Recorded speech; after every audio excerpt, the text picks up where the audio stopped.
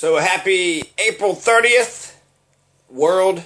Every year we have an April 30th. Why not celebrate it? I mean, it's another day of life, right? It's a holy day to me, so why not, there's a reason to celebrate every single day of life. Three things I want to just knock out real fast, okay? So, April 30th, 1975, this is Happy Liberation Day, Happy Reunification Day, and actually there's some talk of Korea doing the same thing.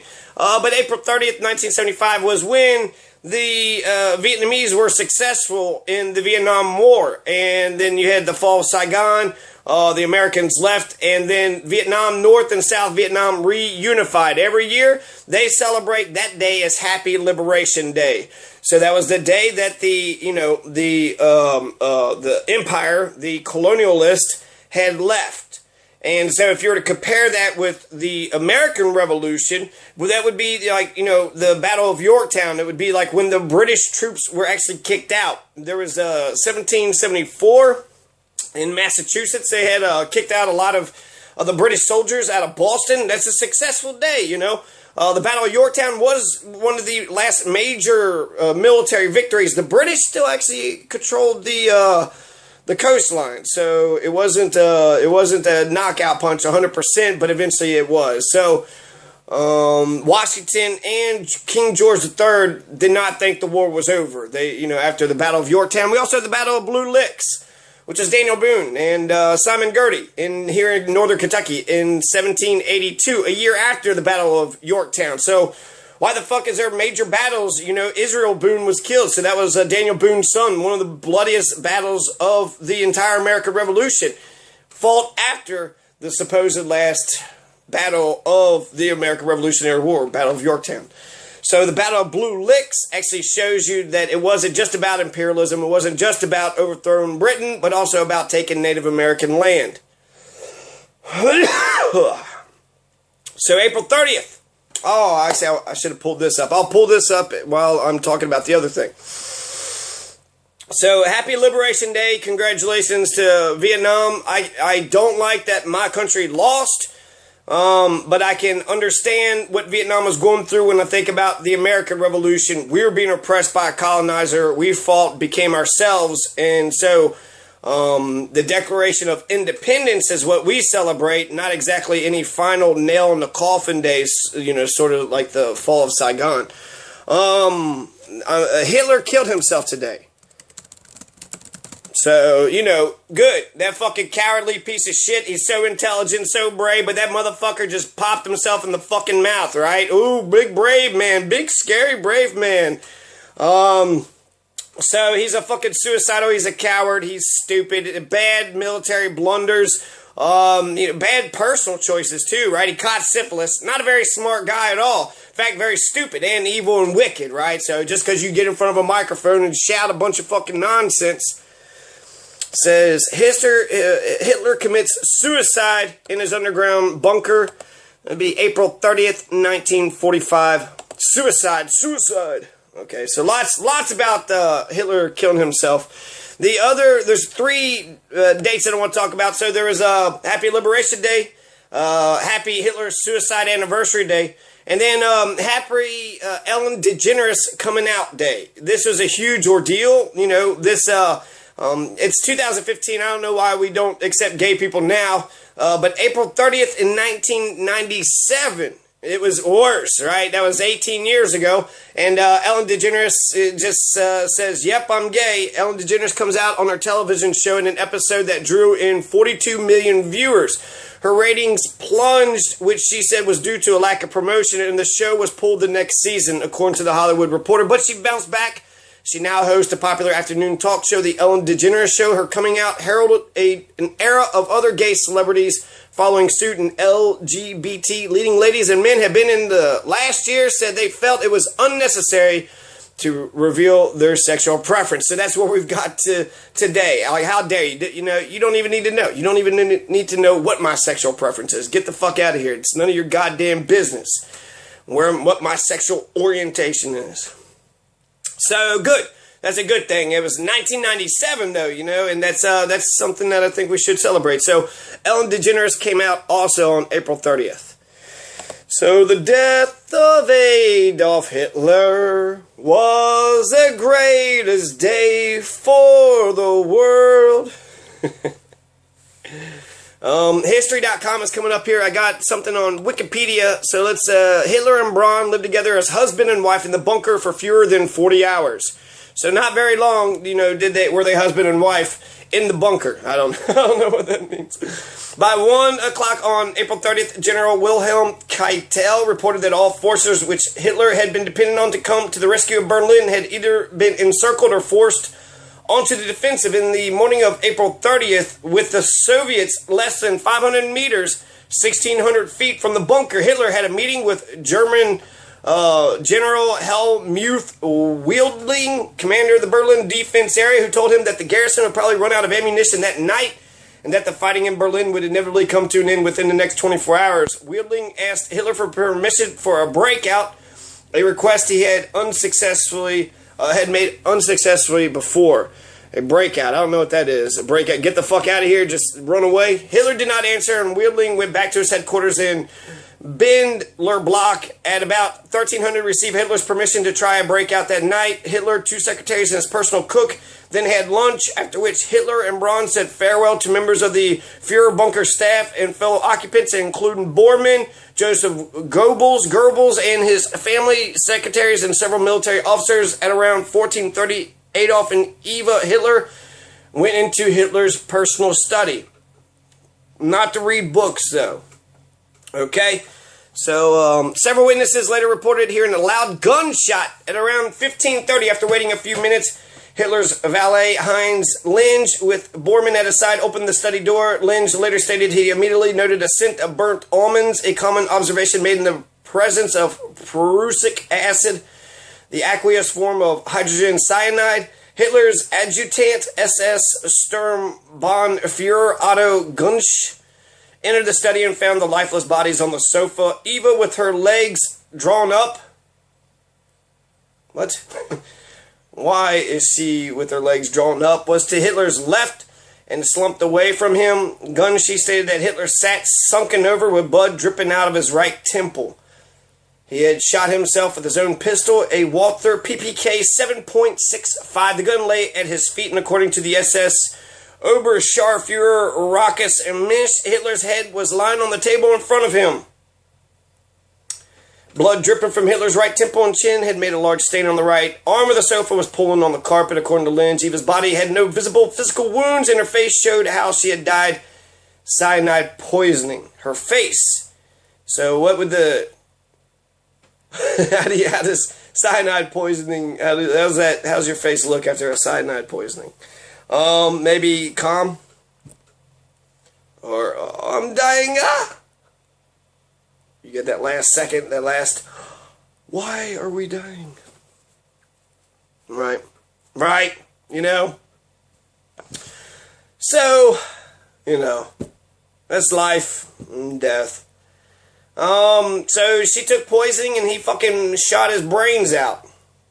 Or maybe she shot him because he's a pussy. And then made her put the gun in his hand so that way he didn't look like the pussy that he was. And so she killed him and herself. Or, he did. Maybe he sprinkled something in her drink and she had no idea. I don't know. It was just them two, right? Them two walk in a room. They hear a gunshot and that's it. That's all she wrote. Just one gunshot. So, Hitler was shot. They're burning the boss. They're doused with petrol. An eyewitness, Rackus Misch. After the first attempts to ignite the petrol did not work, Linge went back inside the bunker and returned with a thick roll of papers. Bormann lit the papers and threw the torch onto the bodies as the 2 corpses caught fire. A small group including Bormann, Gunsch, Linge, Goebbels, Erich Kempka, Peter Hogel, Ewald Lindlof, and Heinz Reiser raised their arms and saluted as they stood just inside the bunker doorway. At around 16:15, Linge ordered SS Untersturmführer Heids Kruger and SS Oberscharführer Warner Schwittel to roll up in the rug in Hitler's study to burn it. The 2 men removed the blood-stained rug, carried it up the stairs and outside to the Chancellery garden, where the rug was placed on the ground and burned on and off. During the afternoon, the Soviets shelled the area in and around the Reich Chancellery. SS guards brought over additional cans of petrol to further burn the corpses. Blah, blah, blah. They killed themselves. Fuck you, Hitler. Okay, so Anne Frank had a great quote. She said something about how wonderful that at any moment you could just start doing good. You know, how wonderful life is. It just something like that. And Malcolm X quote, I'm going to get back to. Hitler, people say, I've heard he's a fucking smart man so many fucking times it pisses me off. He's evil, okay? I don't care if he was cunning, if he was manipulative, you know, if he was able to get a lot of people to fucking do his shit.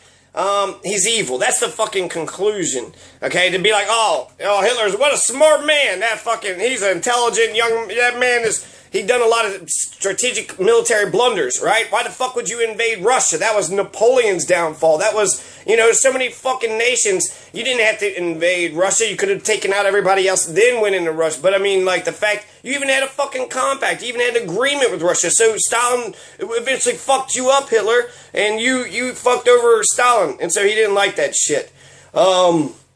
So he's not a fucking smart guy, you know. He's was able to manipulate fucking people, but strategically fucked up on many fucking fronts. And so fuck Hitler, right? I would think that I'm not being controversial in my, you know, go to fucking hell, Hitler, Nazi Germany is bad stance. But when people say that it's smart, it's kind of like you read the whole thing about Hitler and your conclusion was, what a smart motherfucker. We can learn about how, you know, it was crazy how he was able to have mass mobilization, how he made seemingly good Christians murder fucking Jews willy-nilly. So it just shows how obedient to authority human beings are. So if anything, Hitler just shows our weakness as human beings. You know, if somebody just stands over your shoulder and says, shoot that motherfucker, you would do it. Yeah, that's what Nazi Germany teaches us, that we are not inclined to be evil. We can be good or evil, but when authority is around and authority orders us to do evil, we don't even ask the question, is it right? Is it moral? Just fucking do it, right? It's your damn job. Just fucking do your job. You piece of shit. Kill that fucking Jew. Do your damn job.